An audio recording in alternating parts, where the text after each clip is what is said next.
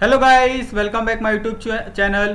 तो आज का जो इंग्लिश का पेपर था फर्स्ट लैंग्वेज का, तो आप लोग का पेपर किस तरह से गया प्लीज़ मुझे कमेंट करके बताइए। और आज यहाँ पे हम लोग जो डिस्कस करने वाले हैं फर्स्ट लैंग्वेज का इंग्लिश का जो सॉल्यूशन है वो यहाँ पे हम लोग डिस्कस करने वाले हैं। तो यहाँ पे हर एक क्वेश्चन को हम लोग लेंगे, section 1, section 2, section 3, section 4, section 5, जितने सेक्शन यहाँ पे दिए थे सभी क्वेश्चन यहाँ पे हम लोग डिस्कस करने वाले हैं। तो आप लोग वीडियो के लास्ट तक बने रहिए और अपना क्वेश्चन पेपर लीजिए और चेक कीजिए कि आपका आंसर करेक्ट है या नहीं है। ठीक है, तो यहाँ पे आप देख सकते हैं कि आपको क्वेश्चन पेपर 80 मार्क्स के लिए दिया गया था, 3 घंटे का टाइम स्लॉट दिया गया था। ठीक है, साथ में यहाँ पे अलग सेक्शन दिए गए थे। सेक्शन 1 में आपको लैंग्वेज स्टडी पूछा गया था। तो लैंग्वेज स्टडी में यहाँ पे आपका जो सबसे पहला ही क्वेश्चन था डू एज डायरेक्ट में, और इसमें से आपको 5 में से 4 क्वेश्चन सॉल्व करने थे, यानी हर एक के लिए कितने मार्क्स आपको देने हैं, 1 मार्क्स यहाँ पे मिलने वाले थे। और सबसे पहला यहाँ पे क्वेश्चन आपको पूछा गया था पंचुएट द फॉलोइंग। ठीक है, तो यहाँ पे क्या आएगा पंचुएट द फॉलोइंग में, सिर्फ आपको क्या करना है, यहाँ पे आपको डबल डैश लगाना था और यहाँ पे क्या आ जाएगा, यहाँ पे जो बैच है उसके बाद यहाँ पे आपको डबल डैश आएगा। ठीक है, बस ये 2 पंचुएशन मार्क्स डालने थे और आपका जो आंसर था वो करेक्ट हो जाता। तो जिन्होंने भी इस तरह से लिखा है उनका आंसर करेक्ट है और उनको 1 मार्क्स मिल जाएगा। देन उसके बाद जो सेकंड क्वेश्चन पूछा था कि find out the 4 hidden word having at least the 4 letter from the given word. तो यहाँ पे आपको एक वर्ड दिया था। ठीक है, उस वर्ड से आपको 4 वर्ड्स बनाने थे। ठीक है, तो 4 वर्ड में यहाँ पे पहला तो आपका क्लेम हो जाएगा, मोशन हो जाएगा, इस तरह से प्रमोशन हो जाएगा। तो इस तरह से आप क्या बहुत सारे जो वर्ड्स है इससे बना सकते हैं। तो उसी तरह से यहाँ पे आपको 4 वर्ड्स फॉर्म करने थे। देन उसके बाद जो थर्ड क्वेश्चन था spot the error and rewrite the correct sentence. तो इसके अंदर से आपको क्या करना था, सिंपल सा आपको इसके अंदर से आप रिलीजन का स्पेलिंग देख लीजिए, टीचर्स का स्पेलिंग देख लीजिए, ये गलत है तो आपको इसको करेक्ट करके राइट करना था। ठीक है, तो जिन्होंने भी ये किया होगा उनको 1 मार्क्स मिल जाएगा। उसके बाद यहाँ पे जो फोर्थ क्वेश्चन था कि arrange the following words in the alphabetical order. ठीक है, तो यहाँ पे आप देख सकते हैं कि जितने भी वर्ड्स है वो आई से स्टार्ट हो रहे हैं। तो आई के बाद हम लोग को क्या देखना होता है, सेकेंड लेटर। तो सेकेंड लेटर भी यहाँ पे सब में एन है। उसके बाद यहाँ पे जो थर्ड लेटर है, थर्ड लेटर में आप देख सकते हैं कि चेंज है। तो इस थर्ड लेटर के हिसाब से आपको इसको अरेंज करना था। तो अल्फाबेटिकल यानी ABCD से लेकर Z तक आपको करना था। ठीक है, तो यहाँ पे सबसे पहला आएगा E, ABCD, उसके बाद E, देन Q, फिर T। ठीक है, तो इस तरह से यहाँ पे 1, 2, 3 एंड 4। ठीक है, तो इस सीरीज में जिनका भी आंसर होगा उनका आंसर करेक्ट होगा। और प्लीज़ मुझे आप कमेंट करके ये बताइएगा कि आप लोगों को कितना मार्क्स मिलता है यहाँ पे क्वेश्चन 1 में। देन उसके बाद जो फिफ्थ क्वेश्चन था complete the word chain of the verb. तो यहाँ पे कॉल का क्या क्या वर्ड आएगा यहाँ पे मैं आपको लिख देता हूँ। पहला तो वर्ड था डेनी। ठीक है, देन सेकेंड वन था स्टॉप, थर्ड वर्ड था सॉन्ग। ठीक है, तो इस तरह से अगर आपने आंसर लिखे होंगे तो आपका आंसर करेक्ट है। उसके बाद यहाँ पे आप डू एस डायरेक्ट में वापस हमें जो A2 था उसके अंदर हमें क्या बोला था कि prepare the word register to the 4 word related to the given word. तो म्यूजिक से रिलेटेड 4 वर्ड्स के बारे में हमें लिखना था। तो सबसे पहला क्या था, हेडफोन। ठीक है, तो हेडफोन क्या है, म्यूजिक से रिलेटेड है। उसके बाद दूसरा क्या है, सॉन्ग। ठीक है, थर्ड क्या है, सिंगर, बिना सिंगर क्या कोई गाना नहीं हो सकता। और चौथा है स्पीकर। ठीक है, तो इस तरह से 4 वर्ड्स हमने लिखे और एक और वर्ड्स आप लिख सकते हैं कोई भी। ठीक है, तो इस तरह से 4 वर्ड्स आपको बोले गए थे, जो 4 वर्ड्स यहाँ पे हमने लिख के दिए हैं। तो जिन्होंने भी इस तरह से लिखा होगा, भले ही दूसरे वर्ड्स लिखे होंगे लेकिन म्यूजिक से रिलेटेड वर्ड होगा तो आपको यहाँ पे 2 मार्क्स मिल जाएगा। उसके बाद यहाँ पे जो सेकंड क्वेश्चन था कि doctor Kalam own life was nourish by the multiple faith. तो यहाँ पे आपको जो सेंटेंस था वो मल्टीपल फेथ से स्टार्ट करने के लिए कहा था। तो हम लोग क्या करते हैं, इसी के आगे लिख देते हैं। तो मल्टीपल फेथ के बाद क्या आएगा, तो मल्टीपल फेथ के बाद आएगा जो सेंटेंस था वही आपको लिखना था। ठीक है, और नरिश्ड बाय डॉक्टर कलाम। ठीक है, डॉक्टर कलाम ओन लाइफ। ठीक है, तो जिन्होंने भी इस तरह से अपना आंसर लिखा होगा उनका आंसर करेक्ट होगा और उनको यहाँ पे 2 मार्क्स मिल जाएंगे आसानी से, ठीक है। उसके बाद यहाँ पे ये सबसे इजी होता है नो सूनर वाले, ठीक है, नो सूनर देन, तो ये सबसे इजी क्वेश्चन होता है, ठीक है। तो इस तरह से यहाँ पे हमने कितने 4 and 4, तो यहाँ पे टोटल 8 मार्क्स के जो क्वेश्चन थे वो हमने डिस्कस किए हैं, क्वेश्चन A1 और A2। उसके बाद हम लोग नीचे जाते हैं B पे, डू एस डायरेक्ट में हमें क्या बोला था कि pick out the modal auxiliary state its function, ठीक है। तो यहाँ पे आपको मॉडल ऑक्सिलरी के जो फंक्शन थे वो यहाँ पे आपको बताने थे। उसके बाद यहाँ पे आपको जो सबऑर्डिनेट क्लॉज है, ठीक है, वो यहाँ पे आइडेंटिफाई करना था और दोनों के लिए यहाँ पे 2-2 मार्क्स दिए गए थे। देन उसके बाद हम लोग सेक्शन 2 में आते हैं जो टेक्सुअल पैसेज था।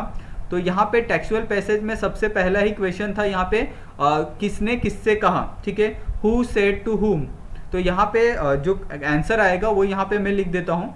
तो सबसे पहले का जो आंसर है वो है थीफ, थीफ ने किससे कहा, यहाँ पे अनिल से, ठीक है। तो अनिल के घर में क्या कर रहा था, जो थीफ है वो रह रहा था। उसके बाद जो सेकंड है अनिल ने क्या कहा, थीफ से कहा, ठीक है। तो यह आप लोग चेक कर लीजिए कि आपका जो आंसर है वो सही है या रॉन्ग है। उसके बाद मुझे आप लोग कमेंट करिए कि आप लोग को कितना मार्क्स मिला है। और नीचे यहाँ पे आपको पूरा पैराग्राफ दिया है कि I was still a thief and I meet Anil and thought only 15 and I was and the experience of fairly successful hand. Anil was watching a wrestling match when I approached him. He was about 25, a tall, lean fellow, ठीक है। तो यहाँ पे इस तरह से passage दिया था और इस पैसेज के बेस पे क्या करना था आपको, हु सेड टू हु, ये वाला क्वेश्चन करना था। उसके बाद हम लोग नीचे आ जाते हैं। तो नीचे हमें दिया था कि complete the cluster diagram, maintain the characteristics of the main character of the passage. तो यहाँ पे अनिल का एज पूछा है, तो अनिल की एज क्या थी यहाँ पे 25 ईयर्स, ठीक है, आप लोग चेक करिएगा। उसके बाद यहाँ पे फिजिकल अपीयरेंस, तो यहाँ पे टॉल के साथ क्या था, लीन, ठीक है, आप लोग चेक करते रहिए। उसके अंदर क्या क्वालिटीज थी, एक तो यहाँ पे आपको दिया है इजी गोइंग, और दूसरा था यहाँ पे वो बहुत ज़्यादा क्या था, काइंड था, यानी काइंड मतलब दयालु। देन उसके बाद एक और थर्ड वर्ड था यहाँ पे सिंपल, ठीक है। तो आप लोग क्या करिए, चेक करिए और मुझे आप लोग कमेंट करिए कि आप लोग का जो आंसर है वो करेक्ट है या नहीं है। उसके बाद यहाँ पे आप A3 देख सकते हैं कि choose the correct meaning of the following word from the given option. तो यहाँ पे आपको जो एक्सट्रैक्ट दिया था आपको उसी में से चूज करना था कि इसका फ्लैटरी का करेक्ट ऑप्शन क्या होगा। तो यहाँ पे मैं आपको करेक्ट ऑप्शन बता देता हूँ, आप लोग रीचेक कर लीजिएगा आपको पैराग्राफ में से, ठीक है। तो यहाँ का जो करेक्ट आंसर होगा वो है A, ठीक है, और इंसिन केयर प्रेज। देन सेकेंड था अपीलिंग, तो अपीलिंग का जो आंसर आएगा वो है एट्रैक्टिव, ठीक है। तो इस तरह से अपीलिंग के लिए बहुत सारे वर्ड होते हैं, लेकिन हमको क्या करना था, जो यहाँ पे 4 ऑप्शन दिए हैं उसके अंदर से सेलेक्ट करना था, ठीक है। तो ये दोनों आंसर आप लोग चेक करिए और मुझे आप बताइए कि करेक्ट है या नहीं है। उसके बाद यहाँ पे आपको क्वेश्चन A4 दिया था, जिसके अंदर आपको डू एस डायरेक्ट वापस क्वेश्चन में पूछा था, और यहाँ पे पूछा था कि WH क्वेश्चन यहाँ पे फॉर्म करना था। तो यहाँ पे मैं आपको क्या करता हूँ, एक WH क्वेश्चन फॉर्म करके देता हूँ और आप लोग चेक करिए, ठीक है। तो यहाँ पे WH से when did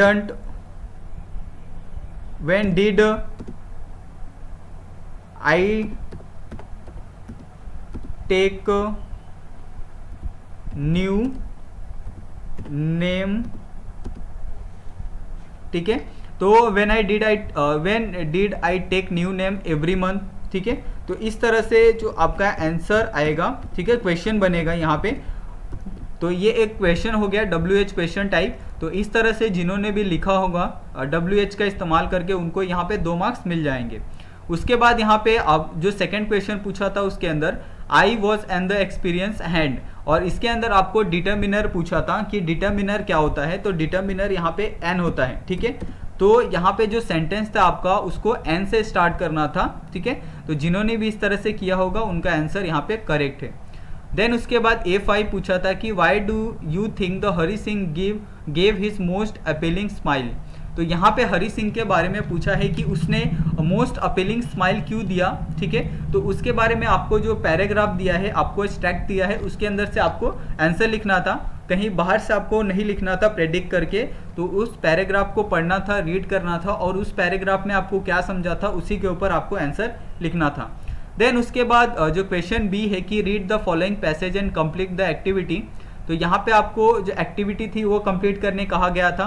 तो यहाँ पे जो पहला है उसका जो आंसर आएगा वो इंटरनेशनल काउंसिल है। देन जो सेकंड है, सेकंड का है आसवान high dam, famous dam situated in the Egypt of the river Nile, ठीक है। ये आप लोग गूगल भी कर सकते हैं इसको आप, ठीक है, अगर आपको डाउट होगा कि हाँ पैराग्राफ में नहीं मिल रहा है तो। उसके बाद जो थर्ड है कि the idea of the protecting culture and the natural heritage site around the world begin in the early, कौन से सेंचुरी में स्टार्ट हुआ था, तो ये 20th सेंचुरी में स्टार्ट हो गया था, ठीक है, हेरिटेज को बचाने का काम। उसके बाद यहाँ पे the project cost of estimated $80 million and the $40 million of the which came from the 50 different country, यानी जितना भी उन्होंने एस्टिमेट किया था प्रोजेक्ट का कॉस्ट, वहाँ वो कितने कंट्री से आ रहा था, लगभग 50 कंट्री से उनको ये पैसा आ रहा था, ठीक है। और यहाँ पे उसी के रिगार्डिंग यहाँ पे आपको ये पूरा पैराग्राफ दिया गया है। तो आप लोग पैराग्राफ को रीड करिए और देख लीजिए कि आपका आंसर सही है या नहीं है। उसके बाद यहाँ पे आपको पूछा था कि complete the following information from the passage. तो पैसेज से आपको क्या करना था, इस इंफॉर्मेशन को फिल करना था कि जो यूनेस्को है वो launch in the international campaign in 1959। तो यूनेस्को ने क्यों अपना इंटरनेशनल कैंपेन लॉन्च किया, because of protecting the heritage. तो वो क्या करना चाहता था, दुनिया में जितने भी हेरिटेज है उनको प्रोटेक्ट करना चाहता था। सेकंड था कि white house conference in the United state call for the world heritage trust, ठीक है। तो उसको वर्ल्ड हेरिटेज ट्रस्ट क्यों कहा जाता है, क्योंकि उसी ने ये पहल की थी कि हाँ हम लोग जितने भी वर्ल्ड में हेरिटेज है, यानी बहुत पुरानी जो चीज़ें हैं उसको हम लोग क्या करेंगे, संभाल के रखेंगे, ताकि जो आने वाली जनरेशन है उसको देखे और उससे कुछ सीखे, ठीक है। उसके बाद यहाँ पे pick out and the write any 4 adjective from the passage. तो एडजेक्टिव का मतलब होता है कि ऐसे वर्ड्स जिसको देख के आपको लगे कि हाँ यहाँ पे उसके बारे में यहाँ पे तारीफ की गई है, ठीक है। तो ऐसे वर्ड्स आपको यहाँ पे लिखने थे, और इसमें आपको बहुत सारे एडजेक्टिव वर्ड्स दिए हैं, सिर्फ 4 ही नहीं हैं, तो आप आसानी से लिख सकते हैं। उसके बाद यहाँ पे जो B4 था कि डू एस डायरेक्ट में आपको पूछा था कि नॉट ओनली और बट ऑल्सो के हिसाब से यहाँ पे आपको सेंटेंस को लिखना था, ठीक है। तो यहाँ पे क्या आएगा, UNESCO not only but not only international council on the monument initiated और the draft convention to create but also it is a international organization responsible for the protecting the cultural heritage, ठीक है। तो इस तरह से यहाँ पे आपका आंसर आएगा। देन उसके बाद यहाँ पे identify whether the above sentence is simple, compound और कॉम्प्लेक्स, ठीक है। तो यहाँ पे सिंपल सा क्या करना था कि ये जो आपको सेंटेंस दिया था, ये सेंटेंस को आपको ये फाइंड करना था कि ये सिंपल है, कंपाउंड है या कॉम्प्लेक्स है, ठीक है। तो यहाँ पे देख सकते हैं कि इन 1968 the International Union for the Conservation of Natural developed similar goal and presented them at the United Nations Conference on the Human Environmental in the Stockholm, Sweden in the 1972, ठीक है। तो ये कंपाउंड वर्ड है, ठीक है। तो इसके अंदर बहुत सारे ये दिए गए हैं, कोमा दिए गए हैं, बहुत सारे अलग अलग सेंटेंस को जोड़ा गया है एंड से, ठीक है। तो इस तरह से ये क्या हो जाएगा, एक कंपाउंड वर्ड फॉर्म होगा। उसके बाद यहाँ पे आपको जो B5 दिया गया था, जिसके अंदर आपको पूछा गया था कि what measure will you adopt for the preventation of any historical site, ठीक है। तो आप लोग क्या करोगे, क्या अडेप्ट करोगे जिससे आप अपने आसपास के जो हिस्टोरिकल साइट है उसको आप प्रिजर्व कर सकते हो, ठीक है। तो इसका वर्ड आप चाहे तो पैराग्राफ पढ़ के भी लिख सकते हैं या फिर अपने हिसाब से भी लिख सकते हैं, लेकिन आपका जो आंसर होना चाहिए वो पैराग्राफ के अकॉर्डिंग होना चाहिए, उस लेसन के अकॉर्डिंग होना चाहिए था, ठीक है। उसके बाद हम लोग नीचे आ जाते हैं पोएट्रिक सेक्शन में। तो यहाँ पे सबसे पहला जो क्वेश्चन हमें पूछा था कि ट्रू फॉल्स, ठीक है। तो यहाँ पे हम लोग ट्रू फॉल्स आपको बता देते हैं। तो पहले का आंसर है ट्रू, दूसरे का ट्रू, इसका है फॉल्स और इसका है ट्रू, ठीक है।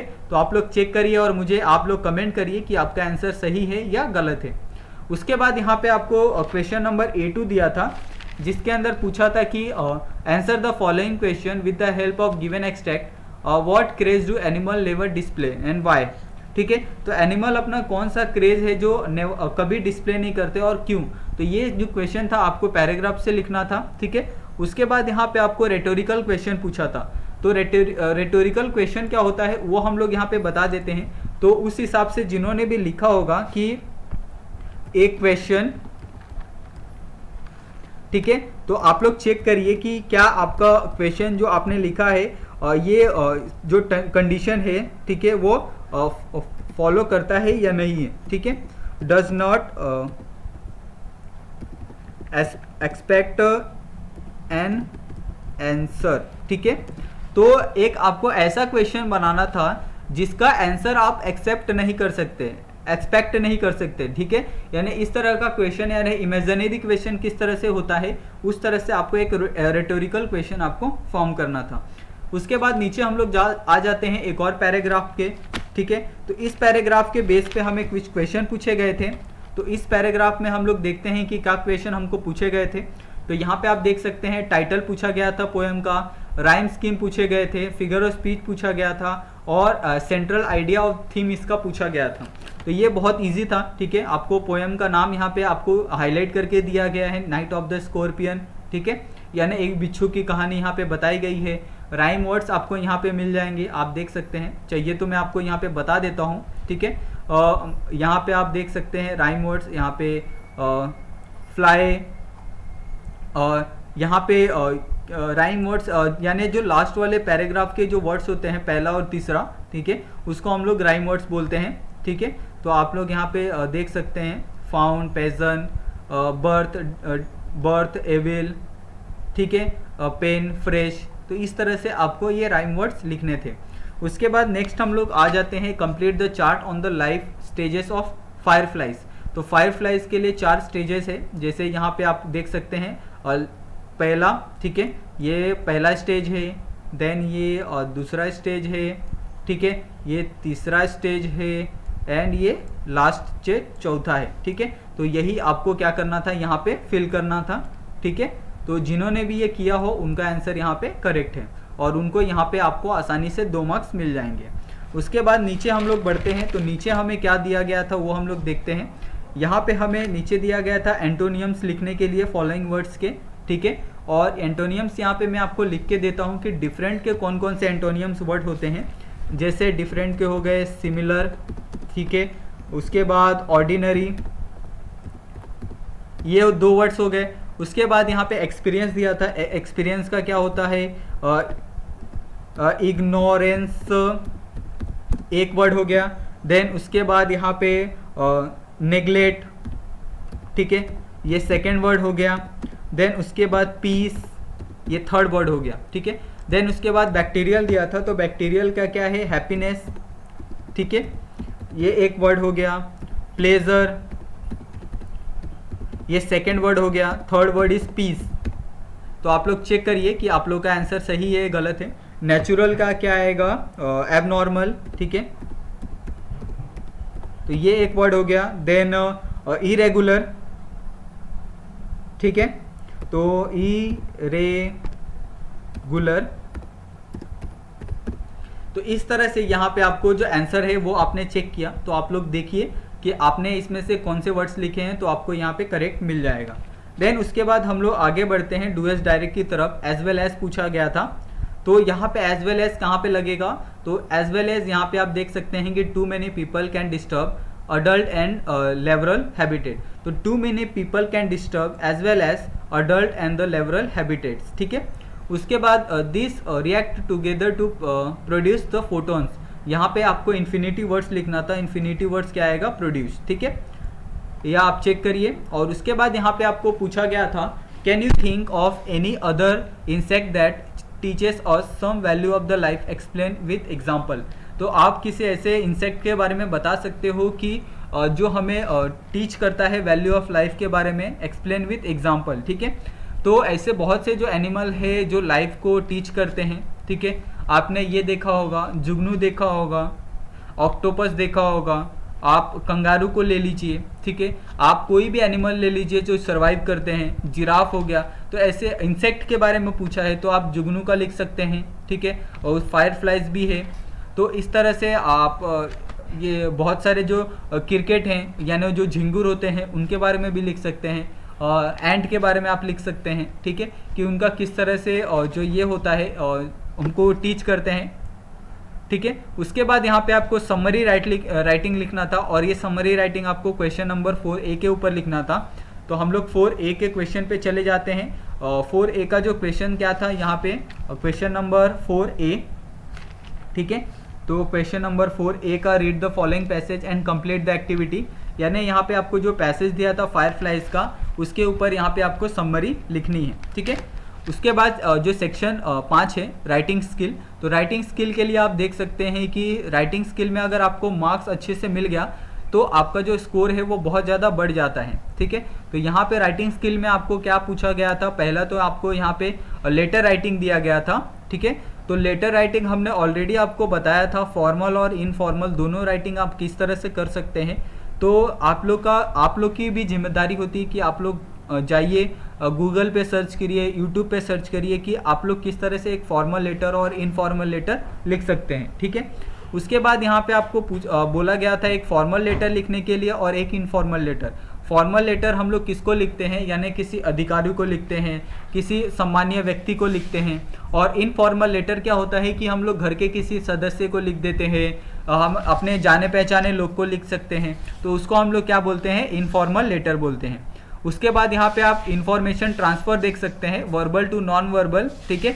तो ये भी बहुत इजी है, ये भी हमने डिस्कस किया था और ये क्वेश्चन भी यहाँ पे आया है। उसके बाद नीचे आप देख सकते हैं कि यहाँ पे आपको टर्टल्स के बारे में, उसके हैबिटेट के बारे में पूछा गया है, प्लेस फाउंड पूछा गया है, ठीक है, सेल्स के बारे में पूछा गया है और दोनों ऑप्शन यहाँ पे आपको दिए गए हैं, टर्टल और टॉर्टोइस दोनों के बारे में आपको यहाँ पे लिखना है, ठीक है। उसके बाद यहाँ पे नॉन वर्बल टू वर्बल करना था और वो भी किसके ऊपर, जो transfer the information into the paragraph, जो आपको पैराग्राफ दिया गया था उसके ऊपर ही। और यहाँ पे आपको problem face by the teenager, तो problem face by the teenager क्या है, stress, depression, bullying, child abuse, eating disorder, smoking and drinking, body images and the self esteem, peer pressure and the competition, ठीक है। तो इस तरह से जो प्रॉब्लम फेस करते हैं टीनेजर आपको पता ही है। उसके बाद यहाँ पे आपको एक स्पीच प्रिपेयर करना था, तो इसके लिए भी हमने यहाँ पे आपको स्पीच प्रिपेयर करने के लिए किस तरह से और क्या क्या मेन हाईलाइट हो सकते हैं वो हमने यहाँ पे आपको बताए थे, जिसमें यहाँ पे आपको अलग अलग जो पॉइंट्स है वो आपको यहाँ पे यूज़ करने थे और आपको आसानी से यहाँ पे 5 मार्क्स मिल जाते हैं।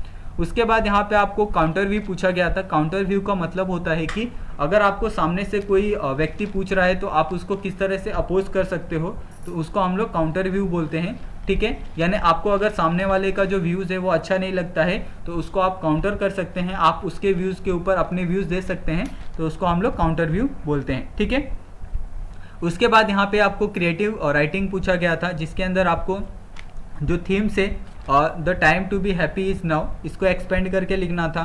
न्यूज़ रिपोर्ट के बारे में आपको लिखना था, नरेशिंग एक्सपीरियंस के बारे में आपको लिखना था। देन उसके बाद narrate the experience in about 100 to 80 words, और इसके लिए आपको गिव द सुटेबल टाइटल बोला था और यहाँ पे आपको कुछ हेडलाइन दी गई थी और इसी के ऊपर आपको ये पूरा लिखना था, ठीक है। तो आज के लिए पेपर का डिस्कशन हमने कर लिया, तो आप लोग प्लीज़ मुझे कमेंट करके बताइए कि आप लोग को इस पेपर में कितना मार्क्स मिला है, ठीक है। तो आज के लिए बस इतना ही। अगर आपको और कोई दिक्कत होगी, कोई प्रॉब्लम होगी तो प्लीज़ आप हमें कमेंट कर सकते हैं। और आप सभी का ये वीडियो देखने के लिए बहुत बहुत धन्यवाद और please do not forget to subscribe my channel और प्लीज़ आप लोग सपोर्ट करिए। मिलते हैं नेक्स्ट वीडियो में।